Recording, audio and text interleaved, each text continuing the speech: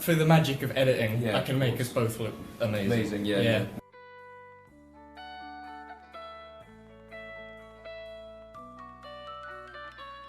It was really, first off, like, how did the whole idea just come about, really?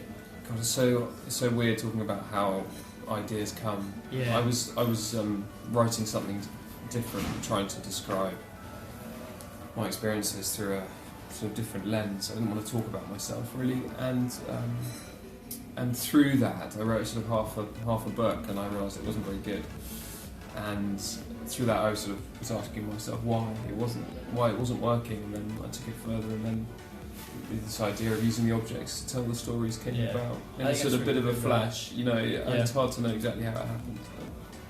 Do you think it's worth questioning yourself when you're doing the writing then? Like, if there's the slightest doubt, like, pinpoint it and be like, why am I having this doubt? I think it's always good to question what you're doing, but then when I had the idea, I found myself questioning it even more, because it's such an odd thing to do, and lots of people tell you you should never write from the point of view of an animal object.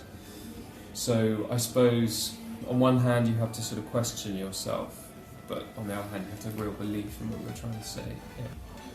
I mean, if you're thinking about writing for a market or something, or for the market, or because you want to get published, I think that's always potentially a bit dangerous. Yeah.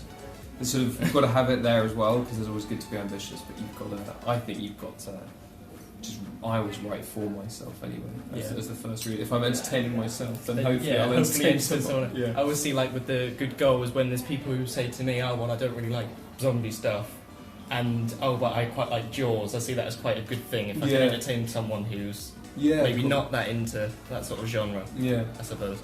And then, sort of, what sort of research went into it? I know, were you in the army? Yes, I was in the army. So does a lot of it sort of come from that? Yeah, exactly. So there's a sort of autobiographical thread that runs through it, even though it's fiction. And so I had to research certain aspects of it because part of the story is told from the point of view of the sort of local people, the insurgents. So I obviously didn't know how that would have felt, so I had to invent that, and a little bit of research helped. And then there's lots of medical information in it, and you want to get it. I suppose you want to get it as accurate as you can. Yeah. But I sort of decided that it had to feel right rather than being completely accurate. Yeah. Should you go through, like, so really don't go crazy with the research, or just enough that it feels good? I think research can be really helpful to sort of bring new ideas when you're doing it, but when I write, and I'm trying to write something again now, I tend to do it a little bit as I go along. When I get to a point where I sort of research until I'm ready to write, sort of open up a space in my imagination, then I just write. And then at the end, go back to all those bits that you weren't sure about, you just need to check. And often when you go back, you realise that you were pretty close at the beginning. Yeah. Do you say you were working on something else? Yeah. Is there any hints of what that is? None? Not even like a word? It's a zombie thriller set in Northumberland. Like mine, Don't give the game away. No. No. And then in terms of being shortlisted, how did that work? Like, did they sort of, was it a bit out of nowhere, or did you know there might be an interest? It's a bit out of nowhere, really. I was lucky that I suppose the publisher submitted it, because they've got to think there's a chance for it, and then you sort of just got an email, and then you see it sort of on social media and stuff. So it was really amazing. Yeah. Did the publisher ever say anything like, "Oh, this might be"? Well, because it's Faber, and there's a link between the prize and Faber. That they did say, maybe potentially, we talked through all that sort of stuff. But yeah, it was just such a shock, because it's quite a strange book, and it's my first book, and it's really amazing. And when, in terms of sort of when you were younger and that, did you ever have any thoughts about writing then, or has it sort of come around more recently? Well, the writing's come more recently, but when I was at school, I was always doing painting and drawing, and then I went to uni and studied fine art and history of art. So I was always painting, and then when I joined the army, I still did visual arts. I suppose it became a bit more a hobby when you were so busy. But after I was injured in the army, I then started painting again, and the writing sort of came out of that. So I don't look at them that differently, in a sense, in the way that sort of you're imagining. artistic talent is not something I've ever really been blessed with. Well, if you're writing, you must have a bit of it. You know, it's all the same as artistic. It's like art and music. It's like most of my friends. It's like, I can do this art, I can do this music. I do the writing. Yeah, but there's rhythm in music and in writing. I think when it's done well. I mean, not like but you read stuff and there's sort of I think it's very visual. Some writing, so don't discount yourself. No, I do the writing. I'll stick with that. Do you feel like if the topic of war should be highlighted a bit more when it comes in novels, or just in generally, really? Well, not really. I think there's lots of novels out there that have, because it's such a war seems to be somewhere where there's a lot of stories and people use it to sort of to tell stories, because I think it's a time when people are under a lot of pressure and strain, and strange things can happen that are worth telling stories about. And so I think there is a lot of war fiction out there. Yeah. I don't think we have a lack of it. You see it in the films and things. I suppose it's when there's the sort of two sides to it. There's when war fiction is sort of about the adrenaline and the excitement and the sort of I suppose the sort of idea of the hero in war, which is fine and it has its place, but war's pretty crap place, and so there needs to be that balance where the books that are thoughtful and thinking about war show how terrible it is.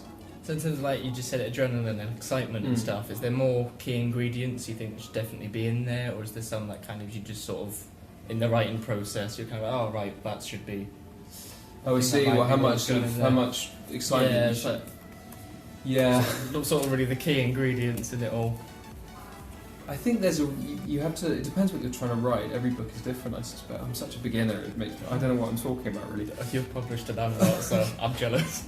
Well, I end up saying things that I've heard more esteemed authors say, but I think you need to pace a book, and you can't just have adrenaline all the way through, or the reader's sort of out of breath. It's very sort of quick, and so you need moments of action, but you need moments of sort of reflection, so you have this balance. And I suppose you can look at it like a sort of rhythm or a beat, or breathing in and out. Yeah. And I think it depends on the reader again. I think some readers there's readers for every book, but in my opinion, you want sort of you want that sort of balance between all the